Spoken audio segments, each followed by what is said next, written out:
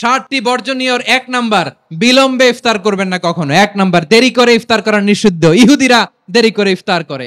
লা ইয়াজালুন নাসু আলা খাইরিন মা আজ্জালুল ফিতরা। বিশ্বনবী বলেছেন, এই উম্মত যতদিন আগে আগে ইফতার করবে, এই উম্মতের কপাল থেকে কল্যাণ কেউ ছিনিয়ে নিতে পারবে না। চিল্লায় বলেন ঠিক কি না? আজানের জন্য বসে থাকবেন না, সময় দেখবেন।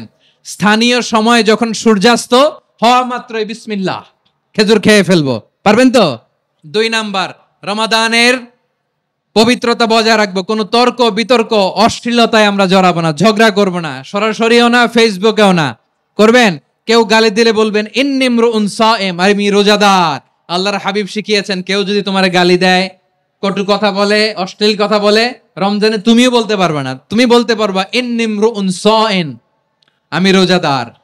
আজকে থেকে নিয়ত করেন, রমজানে কেউ গালি দিলে আপনি একটা গালি দিবেন নাকি? কি বলবেন? রোজাদার, রমজানের পবিত্রতা আমি ভঙ্গ করতে পারবো না। অশ্লীল নাটক সিনেমা আমরা দেখবো না। ব্যাড হ্যাবিট থাকলে রমাদানে এটা ছাড়ার মহা সুযোগ। স্মোকিং এর অভ্যাস আছে অনেকের, ঠিক কিনা? যদি কারো থাকে, কে করে হাত তোলালাম না আমি। এই রমাদানে এই স্মোকিং হ্যাবিট থেকে আমরা বেরিয়ে আসবো, ঠিক কিনা বলেন? 3 নাম্বার, আমরা মিথ্যা বলবো না। বিশ্বনবী বলেন, মানলাম ইয়াদা কাওলা যুরি ওয়াল আমালা বিহি ফালাইসা লিল্লাহি হাজাতুন ফি আইয়াদা তাআমাহু ওয়া শারাবা। যে রমজানে মিথ্যা কথা, মিথ্যা কাজ, মিথ্যা সাক্ষী ছাড়তে পারে নাই, তার না খেয়ে থাকা, উপবাস থাকা দিয়ে আল্লাহর কিছু যায় আসে না। এজন্য মিথ্যার সাথে আমাদের কোনো সম্পর্ক আছে? মিথ্যা বলবো না। 4 নাম্বার, অপচয় করব না। ইন্নাল মুবাযযিরিনা কানু ইখওয়ানাশ শায়াতিন ওয়া কানা শাইতানু লিরাব্বিহি কাফুরা। অপচয়কারী শয়তানের ভাই। আচ্ছা, যে শয়তানের ভাই ও নিজেও আরেকটা কি? শয়তান। অপচয় করব না। ইফতারি করতে যে আমরা অনেকে অপচয় করি, এগুলো করবেন আপনারা? না, অপব্যয় করব না। 5 নাম্বারে, রিয়া, লোক দেখানো ইবাদত আমরা করব না। লোক দেখানোর জন্য নামাজ, রোজা, জিকির, তেলাওয়াত, দান সদকা এগুলো করলে আল্লাহর দরবারে এগুলো কবুল হবে। বিশ্বনবী বলেন, দাজ্জালের ফিতনার চেয়ে একটা বড় ফিতনার ভয় আমি করি, সেটা কি? আর রিয়া, শো অফ মেন্টালিটি, লোক দেখানো মানসিকতা। এটা থেকে আমরা বিরত থাকবো ইনশাআল্লাহ। 6 নাম্বার, অনেক গুরুত্বপূর্ণ। ব্যবসায়ী ভাইয়েরা, অনেক অসাধু ব্যবসায়ী আছে, রমজান আসলে নিত্য প্রয়োজনীয় পণ্যের মূল্য বৃদ্ধি করে দেয়। এরকম আছে না নাই? এগুলো করবেন না। মজুদদারি করবেন না। পণ্যের কৃত্রিম সংকট বাজারে করবেন না। আপনি লাখ টাকা কামায়া ভাবছেন যে রোজাদারদের কষ্ট দিয়ে ধনী হবেন। এমন রোগ আল্লাহ আপনারে দিবে, কোটি টাকা দিয়েও আপনি হাসপাতালের বিল পরিশোধ করার ক্ষমতা আপনার হবে না। খবরদার। শেষ বয়সে দেখবেন কি কষ্ট আপনার হয়। আপনি রোজাদারদের কষ্ট দিয়েছেন, আল্লাহ আপনার সুখে রাখবে? আল্লাহর দোহাই লাগে, আমার ব্যবসায়ী ভাইয়েরা এটা করবেন না। আরব বিশ্বে আমরা দেখেছি, আরব বিশ্বের ব্যবসায়ীরা সারা বছরে ব্যবসা করে, রমজানে ভর্তুকি দেয়। আর আমার দেশের কিছু অসাধু ব্যবসায়ী রমজানে গলাকাটা ব্যবসা করে আর সারা বছর সেইটার উপর দিয়ে চলে। চিল্লায় বলেন ঠিক কিনা? করবেন না, এটা করবেন না। নিত্য প্রয়োজনীয় পণ্যের মূল্য বৃদ্ধি করা হারাম, পণ্যের কৃত্রিম সংকট তৈরি করা হারাম, মজুদদারি করা হারাম, রোজাদারদেরকে কষ্ট দেয়া হারাম। এটা করবেন না। 7 নাম্বারে সর্বশেষ কথা, অধীনস্থ যারা আছে তাদের কাজের চাপ আপনারা কমিয়ে দিবেন। কাজের লোক, ফ্যাক্টরির ওয়ার্কার, স্টাফ, তাদের প্রতি যদি রহম করেন, আপনার উপর রহম করবে কে? আমার প্রিয় ভাইয়েরা, এই আসন্ন রমাদান এটা এমন এক বরকতের মাস, যে মাসে আমরা নিজেদের নাফসের উপর নিয়ন্ত্রণ প্রতিষ্ঠা করি। সারা বছর নাফস আমাদেরকে নিয়ন্ত্রণ করে, আর রমাদানে আমরা নাফসকে নিয়ন্ত্রণ করি। কথা বুঝতেছেন? সারা বছর নাফস আমাদেরকে নিয়ন্ত্রণ করে। এই যে এখন আমার খেতে মনে চাইলে যে খেজুর রাখা, আমি খেজুর খেতে পারবো। নাটস আছে, বাদাম খাইতে পারি। খাইতে মন চাইলে পানি, আমার রুহুটা চায়, আমার নাফসটা খেতে চায়, আমি খেতে পারি, পান করতে পারি। বিবাহিতরা দিনের বেলায় স্ত্রীর সাথে মেলামেশা করতে চাইলে করতে পারে, কিন্তু রমাদানে দিনের বেলায় খেতে মনে চায় কিন্তু আমরা খাই। আমার প্রবৃত্তি খেতে চায় কিন্তু প্রবৃত্তির কথা আমরা শুনি।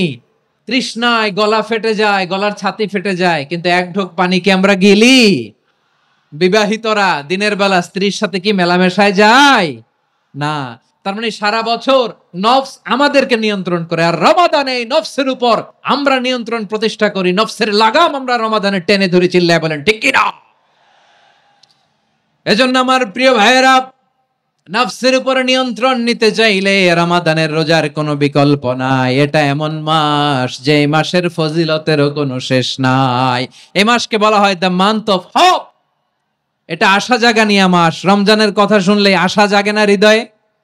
হ্যাঁ, ইদা জা রমাদান ফুতিহাত আবওয়াবুস সামা ওয়া গুল্লিকাত আবওয়াবু জাহান্নাম ওয়া সুফিদাতিশ শায়াতিন। রমাদান আসলে আকাশের দরজাগুলো খুলে দেয়া হয়, মানে জান্নাতের। জাহান্নামের দরজাগুলোকে লক করে দেয়া হয়, শয়তানকে চেইন আপ করা হয়। ইবাদত করলে শুধু করতেই মনে চায়। চিল্লায় বলেন না সুবহানাল্লাহ। রমজানে ইবাদতে যেই মজা পাওয়া যায় সারা বছর অন্য কোনো মাসে এই মজা আপনি পান? আমার চাঁপাইনবাবগঞ্জের ভাইরা আওয়াজ করে বলেন না, রমজানে ইবাদতে যেই মজা অন্য মাসে এটা পান?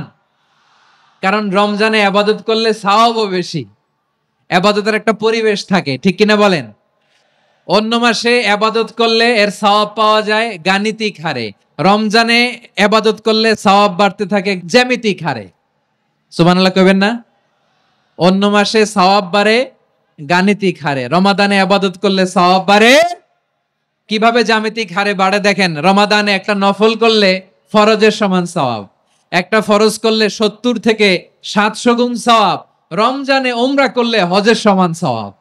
দ্য মান্থ অফ হোপ, আশা জাগানিয়া মাস। এই মাস আমাদেরকে হোপফুল করে, আশাবাদী করে।